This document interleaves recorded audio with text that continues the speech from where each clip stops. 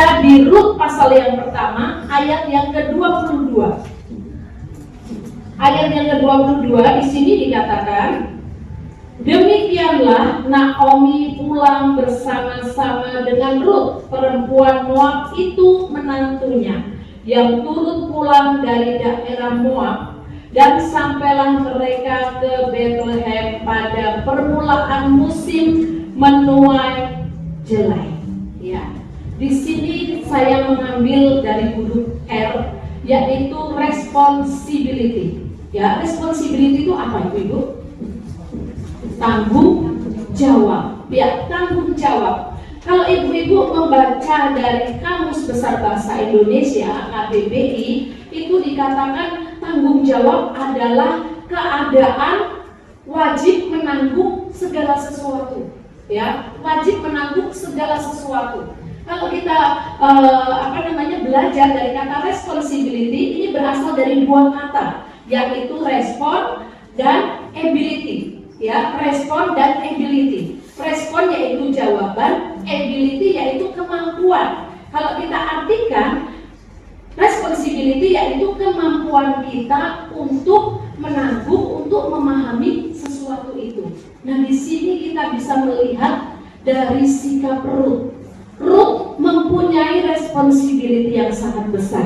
Terbukti di ayat 22 tadi. Di sana dikatakan Rut dan Naomi akhirnya tiba di Bethlehem.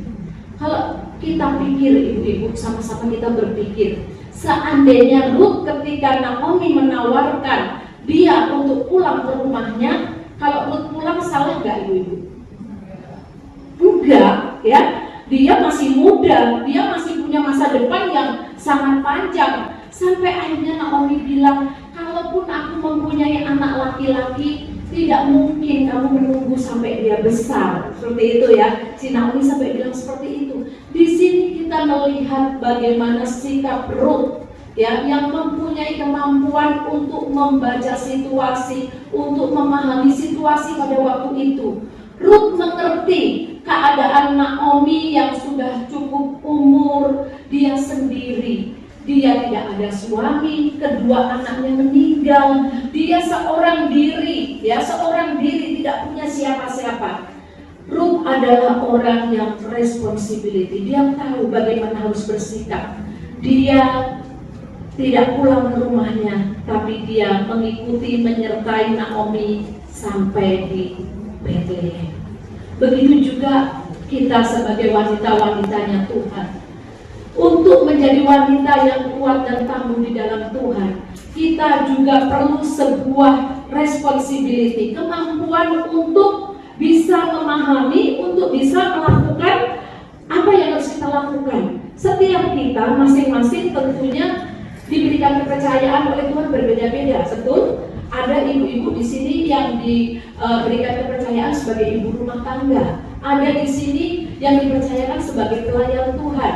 Ada di sini mungkin dipercayakan sebagai pekerja di kantor, sebagai karyawan, sebagai pengusaha. Apapun semua yang Tuhan percayakan, Tuhan mau kita menjadi orang-orang yang bertanggung jawab. Ibu-ibu yang dikasih Tuhan, cukup miris, cukup sedih ya, ketika melihat banyak orang yang tidak sanggup untuk menghadapi kehidupan. Apalagi wanita-wanita dengan begitu banyaknya persoalan, masalah di rumah, masalah anak, masalah suami, di kantor, masalah pekerjaan dan lain sebagainya, membuat orang tidak responsibility lagi. Akhirnya apa? Dia tidak menghadapi kenyataan, tidak berusaha melakukan yang bisa dia lakukan sebagai bentuk tanggung jawabnya, tapi justru apa? Dia melarikan diri dari masalah yang sedang dihadapi. Wanita yang kuat bukan melarikan diri, tapi wanita yang kuat akan menghadapinya, ya, akan dengan penuh tanggung jawab. Kita merasa, oh ini Tuhan yang telah mempercayakan kepadaku, aku akan melakukannya dengan sungguh-sungguh.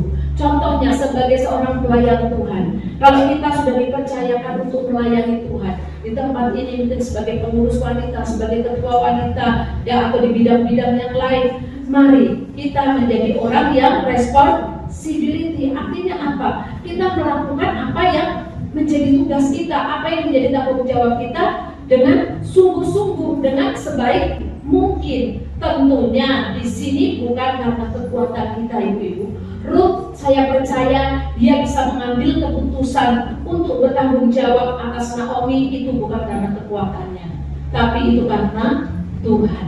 Tuhan yang menuntunnya, Tuhan yang memberikan kemampuan kepadanya untuk tidak egois, untuk tidak memikirkan dirinya sendiri. Seorang yang tanggung jawab adalah seorang yang berani mengambil resiko. Bacakan Rut 2 ayat 2 dan 3. Maka Rut perempuan Moab itu berkata kepada Naomi, biarkanlah aku pergi ke ladang memungut bulir-bulir jelai di belakang orang yang murah hati kepadaku. Dan saut Naomi kepadanya, pergilah anakku. Pergilah ia lalu sampai di ladang dan memungut jelai di belakang penyabit-penyabit. Kebetulan ia berada di tanah milik Boas yang berasal dari kaum Elimelek. Ibu-ibu yang dikasih Tuhan, kata understand di sini itu berbeda dengan kata know, ya, know, ya. Kalau know itu sekedar tahu, tapi kalau understand itu memahami, paham, ngerti apa maksudnya, apa alasannya, dia mengerti. Nah, Rut di sini dari ayat yang kita baca itu dikatakan Rut meminta izin kepada Naomi untuk mengambil bulir-bulir gandum itu. Ibu-ibu yang dikasih Tuhan, sebagai seorang wanita asing yang ikut mertuanya ke negeri asing itu, tentunya dia tahu konsekuensinya. Ya, apa yang akan terjadi di sana? Dia tentunya sebagai wanita yang lebih muda, dia harus menghidupi Naomi mertuanya, dan dia seorang wanita yang mengerti apa yang harus dia lakukan. Dia berkata kepada dia berkata kepada Naomi, bukan Naomi yang punya inisiatif. Rut, sana kamu pergi ke ladang, kamu memunguti bulir gandum supaya kita bisa makan. Bukan Naomi yang berkata seperti itu, ibu-ibu. Tapi di situ dikatakan apa? Rut minta izin kepada Naomi. Artinya Rut adalah seorang yang memiliki pemahaman pengertian yang benar.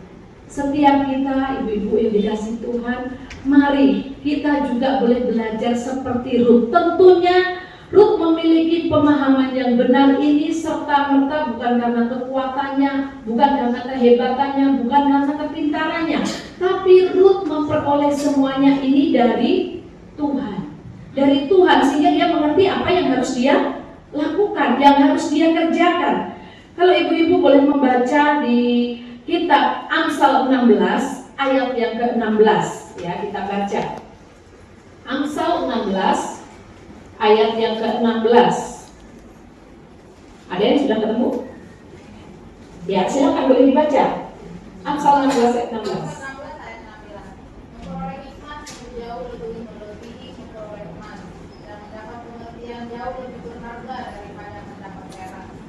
Amin. Ya, di sini dikatakan memperoleh hikmat, memperoleh pengertian itu jauh melebihi emas, jauh melebihi perak.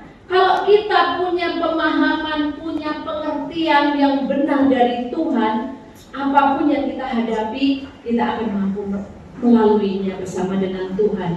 Seperti tadi kesaksian dari kedua ibu kita kekasih mengatakan bahwa ketika dia menghadapi sesuatu, dia mendapat hikmat, mendapat pengertian dari Tuhan apa yang harus dia lakukan pada waktu itu, sehingga dia bisa membaca, oh ini orang ini punya maksud yang enggak baik, ini handphone 2 ini harus diamankan. Itu kalau bukan hikmat, bukan pengertian dari Tuhan, kita mungkin lewat yang begitu-begitu. Bisa jadi ya tadi udah diambil, sudah hilang, sudah ya kita nggak tahu banyak kerugian-kerugian yang kita alami.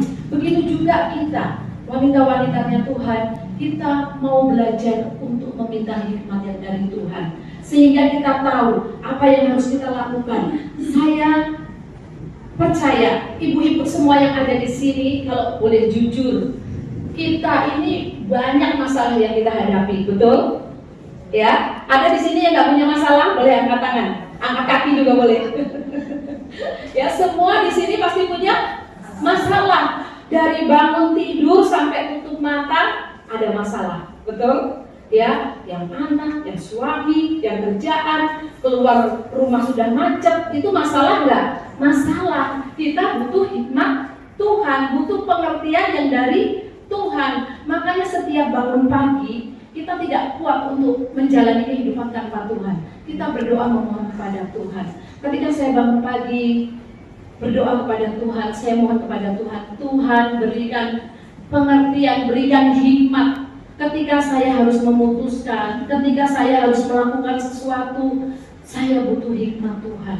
Saya memerlukan tuntunan Tuhan. Mari wanita-wanitanya Allah, kita wanita yang kuat dan tangguh, bukan karena kehebatan kita, bukan karena kemampuan kita untuk berpikir ini itu. Anak, itu kan karena aku hebat, aku dulu sekolah manajemen, aku sekolah ini. Bukan, itu semua karena hikmat yang dari Tuhan. Kita boleh minta kepada Tuhan, Tuhan berikan aku hikmat-Mu. 2 Timotius 2 ayat yang ke-7. Silakan, salah seorang boleh dibacakan. Kalau ada yang ketemu, langsung dibacakan. 2 Timotius 2 ayat yang ke-7. Silakan dibaca. 2 Timotius 2 ayat yang ke-7.